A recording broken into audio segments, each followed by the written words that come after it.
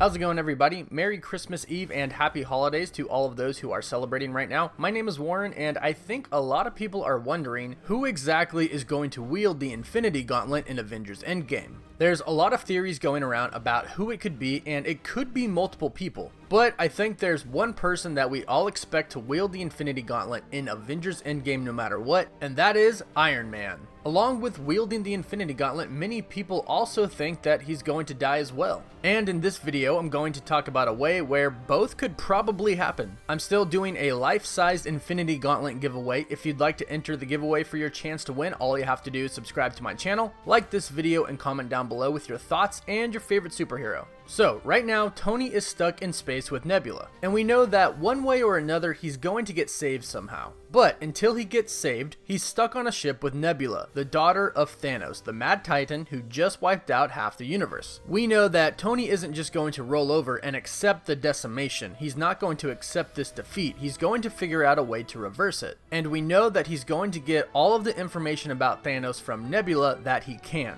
And with that conversation is going to come information about the Infinity Stones and about the Infinity Gauntlet. So Tony is going to learn a lot more about the Infinity Stones. He's going to learn a lot more about how powerful they are and how no normal person can wield them. So with this conversation, Tony is going to learn just how strong Thanos is, because Thanos can hold Infinity Stones with his bare hands. But even Thanos needed an Infinity Gauntlet to be able to use all of the stones at the same time. So Tony is going to realize that he himself needs an Infinity Gauntlet. And of course, the scientist in him is going to want to know why exactly the Infinity Gauntlet is strong enough to hold all of the stones. Nebula will know that Thanos went to Nidavellir to forge the Infinity Gauntlet, because Thanos has had the gauntlet well before the events of Age of Ultron. So Tony is going to learn about Nidavellir and about Uru Metal. Tony, realizing that he'll need some sort of Infinity Gauntlet to defeat Thanos, will probably head to Nidavellir with Nebula after he's rescued. Once he gets to Nidavellir, one of two things will happen. If Eitri survived the decimation, Tony can explain to him what happened, and Eitri can help him make an Infinity Gauntlet or a suit that can hold the Infinity Stones. If Eitri didn't survive, Tony will have to figure out how to make an Infinity Gauntlet or a suit that can hold the stones himself, but he's a genius, so it shouldn't be too hard. I think either way, Tony will try to incorporate the Uru metal into his Iron Man suit, much like he does in the comics. In the comics, Tony jumps into a giant vat of molten Uru, and when he comes out, his entire Iron Man armor is now made of Uru metal. For a more detailed breakdown about the Iron Destroyer armor, you can check out a video I did about that in the link above. So after leaving Nidavellir, Tony will now have a way to yield all of the Infinity Stones. And throughout the movie, the Avengers will end up collecting all 6 Infinity Stones, whether in this timeline and this reality, or in a different timeline and a different reality.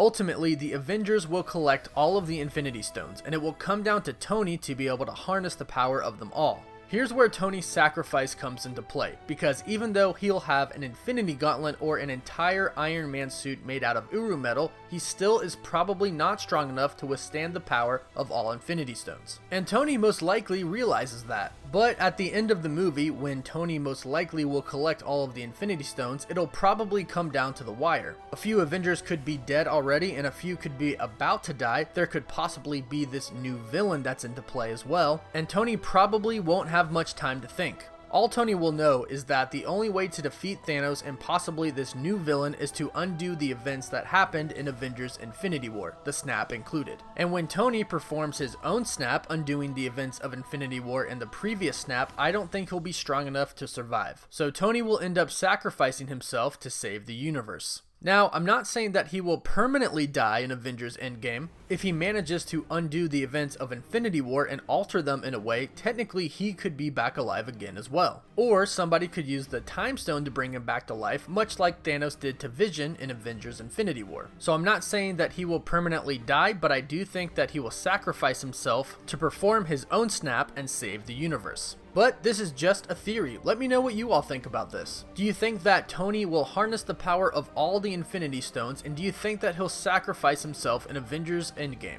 Let me know your thoughts in the comments down below. And don't forget to subscribe, comment, and like the video so you can enter the giveaway and stay up to date on everything relating to Avengers Endgame. As always, thank you so much for watching. Woof woof.